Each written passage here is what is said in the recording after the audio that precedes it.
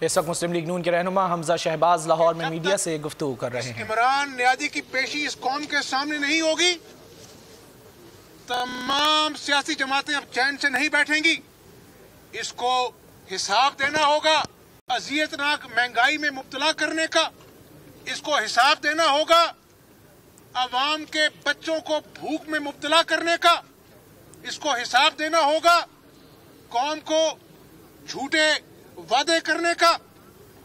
میں پوچھتا ہوں آپ سے، چوتھا سال ہے، 50 لاکھ گھر کہاں ہیں؟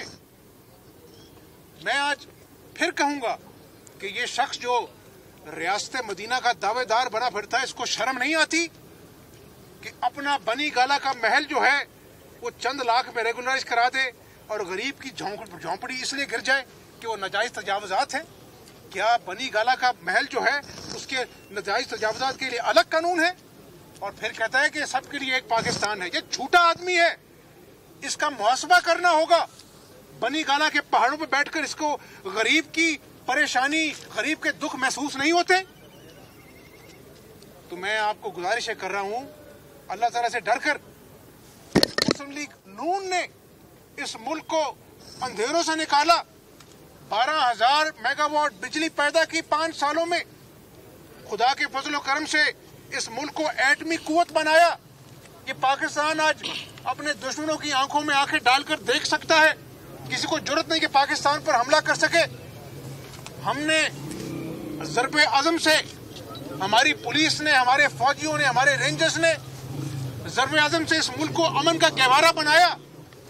یہ کہتا ہے، تماشا کرتا ہے، کہتا ہے کہ ہمارے دور میں موٹر وے جو ہے وہ مسلم لیگ نون کے دور سے سستی بنی۔ اور شرم کرو، تمہارے دور میں تو 1 کلومیٹر سڑک نہیں بنی ہے، جو بنی تھی وہ ادھر گئی ہیں، وہ ٹوٹ گئی ہیں۔ کل میں اسلام آباد سے لاہور موٹر وے پہ آج جگہ جگہ موٹر وے ٹوٹی ہوئی ہے۔ اس شخص نے اس ملک کو اجاڑ دیا ہے، اس نے اس اکانومی کے ساتھ کھلواڑ کیا ہے۔ کیوں کھلواڑ کیا ہے؟ کہ یہ کھلاڑی نہیں ہے، یہ کھلواڑ کرنے والا شخص ہے، یہ جھوٹا ہے، مکار ہے، فریبی ہے۔ میں آج یہ الفاظ سخت استعمال اس لیے کر رہا ہوں کہ میں روز عام آدمی سے ملتا ہوں، ان کے دکھوں کو محسوس کرتا ہوں، ان کے غم سنتا ہوں، ان کی پریشانیاں سنتا ہوں، ان کی بے بسی میں محسوس کرتا ہوں، ان بچوں کی بھوک میں دیکھتا ہوں۔ عوام کی آنکھوں میں آج خون ہے عمران نیازی، اور پیشی کا وقت آ چکا ہے۔ اچھا حمزہ صاحب، 16 دسمبر بڑا تلخ دن ہے۔ اس مہینے ایک طرف سقوط ڈھاکہ ہوا 1971 میں، دوسری جانب چند سال قبل جو انتہائی افسوسناک واقعہ ہوا جب ہمارے بچوں کو شہید کر دیا گیا، کیا کہیں گے آج ثانیہ APS کے حوالے سے؟ ثانیہ APS جو ہے وہ جب بھی آتا ہے کلیجے پہ چھریاں چلتی ہیں۔ آپ بھی بچوں والے ہیں، ہم بھی بچے والوں ہیں، اور وہ بچے قوم کے بچے تھے، ہمارے ماتھے کا جھومر تھے، وہ اس قوم کا فخر تھے۔ تو آج کا دن یہ یاد دلاتا ہے کہ اس قوم کو اس دہشت گردی کے ناسور کے خلاف متحد ہونا پڑے گا۔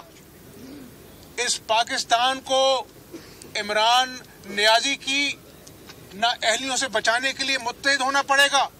مجھے آپ یہ بتا دیں، اپنے دل پہ ہاتھ رکھ کے میں قوم سے پوچھتا ہوں کہ جب قائد حزب اختلاف، تمام پارلیمانی لیڈر کسی اہم داخلی امور پر پارلیمنٹ میں بیٹھتے ہیں، فوج کا سربراہ آتا ہے، یہ ملک کا جو وزیر اعظم ہے یہ وہاں پہ موجود نہیں ہوتا، یہ غائب ہو جاتا ہے، یہ پتری گلی سے نکل جاتا ہے۔ کیا وزیر اعظم کا یہ رول ہوتا ہے کہ جب کوئی ہندوستان کا معاملہ ہو، کوئی سیکیورٹی کا معاملہ ہو، تمام سیاسی جماعتوں کے لیڈرز بیٹھے ہوں، آپ کی عسکری قیادت بیٹھی ہو، اور یہ غائب ہوتا ہے؟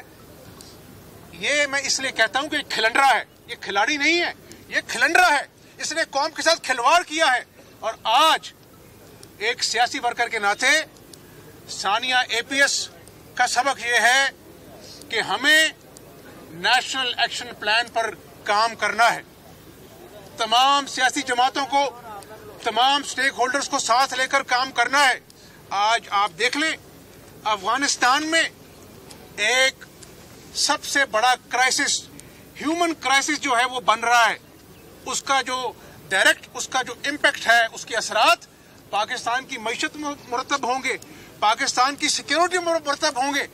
इस आदमी ने, मुझे आप बता दें, 4 सालों में छोड़ दें अपना जो है वो हमारे लिए, किसी और के लिए, मुल्क के लिए। एक दिन भी ये आदमी पार्लियामान के अंदर सब तमाम सियासी जमातों के साथ बैठा है, पूछा है कि पाकिस्तान के ये चैलेंजेस हैं, आए मिलकर बात करें, अपनी जात की अपनी अना जो है वो बनी गाला से भी ऊपर है इसकी। क्या पाकिस्तान की अना नहीं है, पाकिस्तानी कौम की अना नहीं है? तो मैं दुख से कहता हूं कि इस शख्स के होते हुए नेशनल एक्शन प्लान पे भी काम नहीं हो सकता, क्योंकि इसकी अना जो है इसकी जात से भी बहुत बड़ी है। और अल्लाह को भी गरूर और अना पसंद नहीं है, गरूर का सर नीचा होता है। तो मैं अपनी बात को खत्म यहाँ पे करूंगा कि अब अगर इस कौम ने गुरबत से, बेरोजगारी से, झूठ से, इमरान खान की मक्कारी और अयारी से निजात हासिल करनी है तो कौम खड़ी हो जाए। तमाम सियासी जमातें अवाम के मसाइल को सामने रखकर, उनको तरजीह देकर इंशाअल्लाह ताला पार्लियामेंट के अंदर भी और पार्लियामेंट के बाहर भी जद्दोजहद करेंगे। और वो वक्त बहुत जल्दी आएगा जब इमरान नियाज़ी की पेशी होगी। बहुत शुक्रिया। और आज एक सियासी वर्कर के नाते सानिया APS का सबक ये है कि हमें नेशनल एक्शन प्लान पर काम करना है। तमाम सियासी जमातों को, तमाम स्टेक होल्डर्स को साथ लेकर काम करना है। आज आप देख लें, अफगानिस्तान में एक सबसे बड़ा क्राइसिस, ह्यूमन क्राइसिस जो है वो बन रहा है। उसका जो डायरेक्ट उसका जो इम्पैक्ट है, उसके असरात पाकिस्तान की मईशत में मुरतब होंगे, पाकिस्तान की सिक्योरिटी में मुरतब होंगे। इस आदमी ने, मुझे आप बता दें, 4 सालों में छोड़ दें अपना जो है वो हमारे लिए, किसी और के लिए, मुल्क के लिए। एक दिन भी ये आदमी पार्लियामान के अंदर सब तमाम सियासी जमातों के साथ बैठा है, पूछा है कि पाकिस्तान के ये चैलेंजेस हैं, आए मिलकर बात करें, अपनी जात की अपनी अना जो है वो बनी गाला से भी ऊपर है इसकी। क्या पाकिस्तान की अना नहीं है, पाकिस्तानी कौम की अना नहीं है? तो मैं दुख से कहता हूं कि इस शख्स के होते हुए नेशनल एक्शन प्लान पे भी काम नहीं हो सकता, क्योंकि इसकी अना जो है इसकी जात से भी बहुत बड़ी है। और अल्लाह को भी गरूर और अना पसंद नहीं है, गरूर का सर नीचा होता है।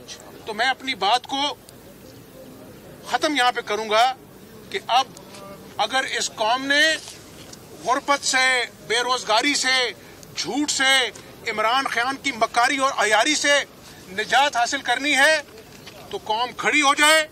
तमाम सियासी जमातें अवाम के मसाइल को सामने रखकर, उनको तरजीह देकर इंशाअल्लाह ताला पार्लियामेंट के अंदर भी और पार्लियामेंट के बाहर भी जद्दोजहद करेंगे। और वो वक्त बहुत जल्दी आएगा जब इमरान नियाज़ी की पेशी होगी। बहुत शुक्रिया। सब्सक्राइब करें और बेल दबाएं ताकि कोई खबर रह न जाए।